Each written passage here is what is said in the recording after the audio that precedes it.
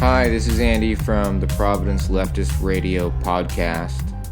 Please subscribe to us on Spotify, and if you like what you hear, look up our Patreon and be a subscriber for some extra content, and also to help out some of the communities in our area and let us throw some extra money to the guests that we have on the program as well.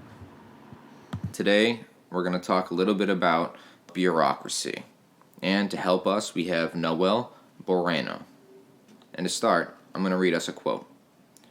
Bureaucracies are designed to perform public business, but as soon as the bureaucracy is established, it develops an autonomous spiritual life and comes to regard the public as its enemy.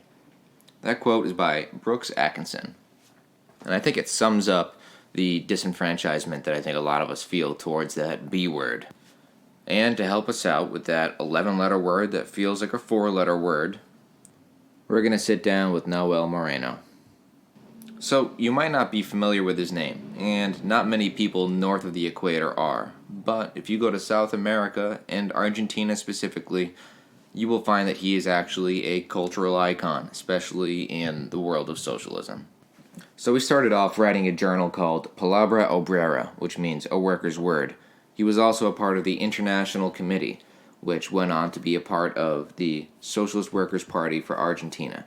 Now, over time, that broke up into factions because of leftist infighting, kind of like we all experience all the time on the internet and what have you. So that happens everywhere. He would go on to form the International Workers' League, which was mostly based in South America, and also the Movement for Socialism, which was his main party in Argentina, MAS. Moreno had charisma. He was a strong leader, and he was an active writer. And he wrote on all sorts of things, from American colonialism to the situation in Palestine, to Marxist logic and modern science, which is one of my favorites and probably one of his most boring articles to read. The article we're going to talk about today is called 4 Tips by Lenin. He actually wrote this for a youth magazine for his organization, the MAS.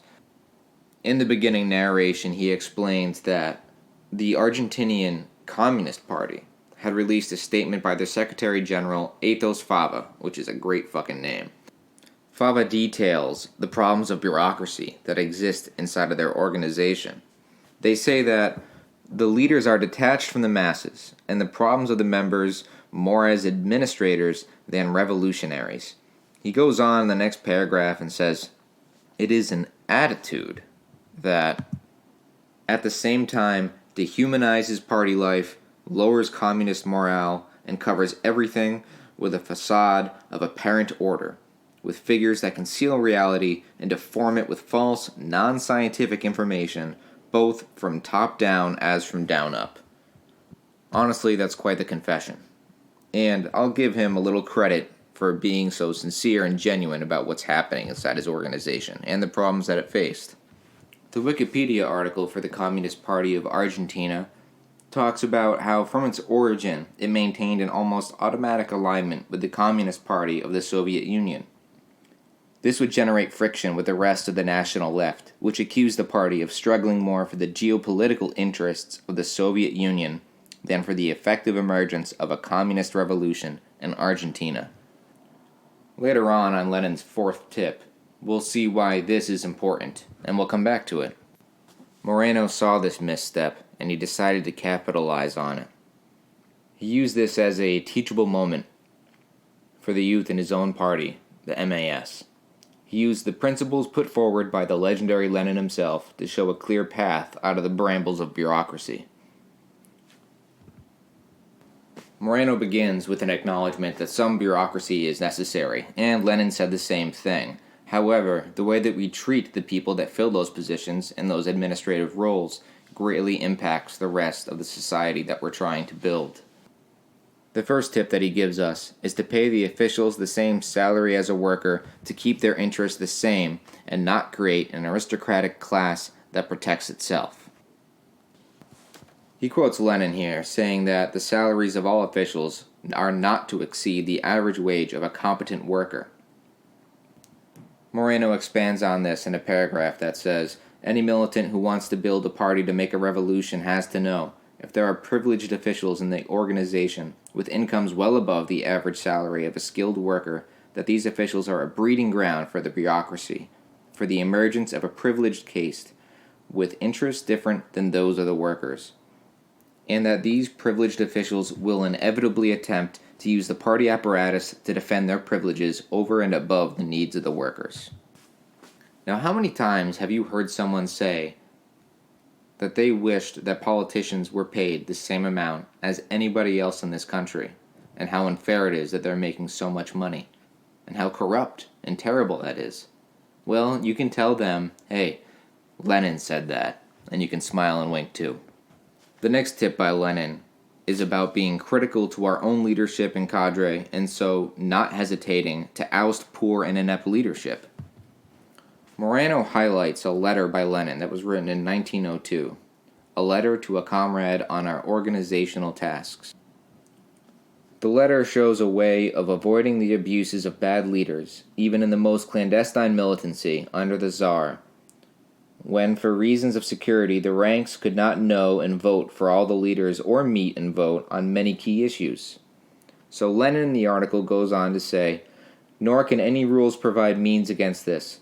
Such means can be provided only by measures of camaraderie influence, beginning with the resolutions of each and every subgroup, followed by their appeals to the central organism, and ending, if worst comes to worst, with the removal of the persons in authority who are absolutely incapable." It's at this point that Moreno ends the quote. However, I think it's important that everyone can hear the rest of it. The rest of it continues from Lenin's letter, a letter to the comrade on our organizational tasks. "The committee should endeavor to achieve the greatest possible division of labor, bearing in mind that the various aspects of revolutionary work require various abilities, and that sometimes a person who is absolutely useless as an organizer may be invaluable as an agitator, or that a person who is not good at strictly secret work would make a good propagandist," and so on. I think that's important to remember as well.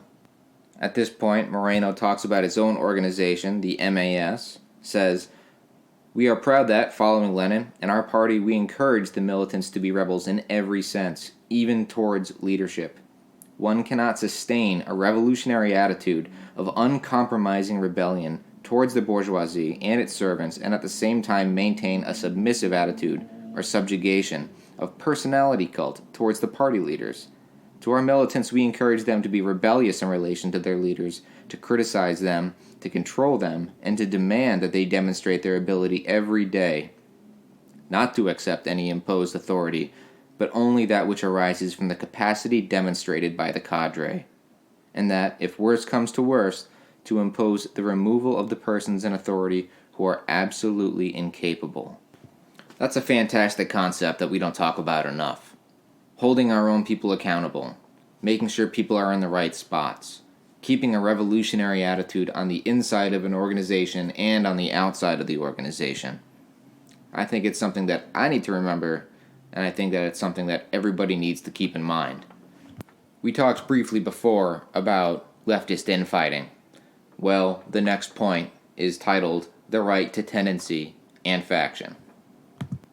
Moreno talks about the Bolshevik Party here. He says that the Bolshevik Party of Lenin developed in a process of continuous internal debates, of convergencies and ruptures between different tendencies. Even in the worst moments of repression under the Tsar, the Bolshevik Party was a hotbed of controversy. Moreno goes on. "Just as he insisted, that's Lenin, on the necessity of political centralization and action, of an iron discipline for the intervention of the party in the class struggle, Lenin also asserted the need of a free, ample, and democratic discussion between all the tendencies that could emerge within the party as the best way for the education of the militants and the elaboration of a correct policy." In this section, he quotes heavily from an article published in 1903 in the Bolshevik newspaper Iskra, The Spark. It's called "What Not to Do?" Moreno quotes from it as follows. "To anathemize or expel from the party not only former economists, but even little groups of social democrats who suffer from a certain inconsistency would certainly be unreasonable. We even go further. When we have a party program and a party organization, we must not only hospitably throw open the columns of the party organ for exchanges of opinion, but must afford those groups, or grouplets as the author calls them, which from inconsistency support some of the dogmas of revisionism, or for one reason or another insist upon their separate and individual existence as groups.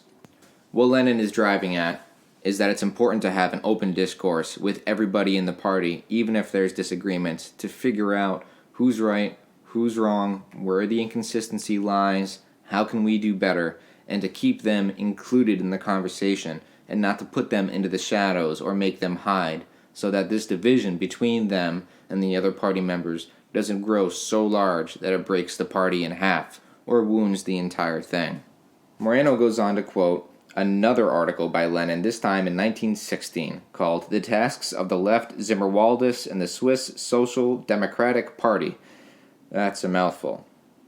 Lenin says in this article, it is precisely in order to prevent the inevitable and necessary struggle between trends from degenerating into a contest between favorites, into personal conflicts, petty suspicions, petty scandals, that all members of the Social Democratic Party must see to it that the struggle between the different policy trends is fought openly and on principles.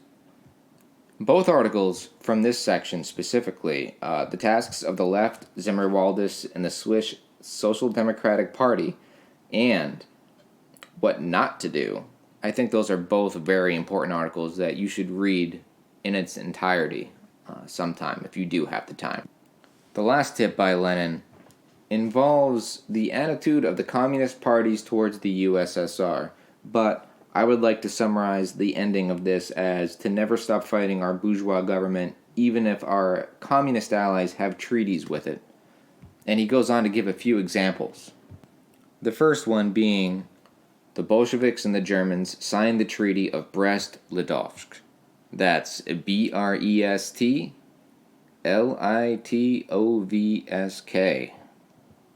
Moreno says that Lenin and Trotsky, who had been in charge of that negotiation, harshly criticized German socialist leaders who did not denounce the treaty as infamy imposed by their bourgeois government, and that they ratified in Parliament, justifying themselves in the fact that Lenin had signed it. The Bolsheviks pointed out that the first duty of the German leadership was to fight their bourgeois government and its treaties, including those signed by Lenin. Let's look at another example that Moreno uses and hit the fast forward button. We arrive here at the grain blockage imposed by the United States under the Carter administration. Moreno says that the Soviet Union was forced to seek out suppliers to meet its wheat needs. The Argentine government ended up selling wheat to Russia, breaking the Yankee siege. There is no doubt that the USSR was in full right to make such an economic agreement, Moreno says. He goes on saying that at the same time following Lenin's rule, the Argentine Communist Party had to confront the Argentine dictatorship and call for its overthrow. In no way should the Communist Party of Argentina support Videla, who was the dictator, or soften its denunciation from the signing of the economic agreement from the Argentine dictatorship and the USSR. This brings us back to the beginning of this episode when we talked about that bad reputation that the Communist Party of Argentina had, where it put the interests and the treaties signed by the USSR ahead of the goal of communism for the Argentinian people. By putting another communist government before their own, they're doing a disservice to their party, and they're also not listening to Daddy Lenin. That brings us to the end of the article. Like I said, it's very short, it's painless. 4 Tips by Lenin by Nahuel Moreno. So, before we close, let's go over those 4 tips one more time. The first, pay the officials the same amount of money as a skilled worker. The second, be critical of our own leadership, and don't hesitate to give inept leadership the boot. The third, allow factions within the party to exist and debate. And the fourth is to never stop fighting our own bourgeois government, no matter the successes or failures of other communist governments or organizations. So, that's it. Thanks for joining me. Thanks for listening. I hope you got something out of this. Moreno is an extremely interesting person, And South America has many, many socialist leaders and heroes and inspirational people that we just generally don't hear about. So next time you're on Marxist.org, don't be afraid to click on an unfamiliar name from a place of the world that you're not familiar with either. See you later. Bye.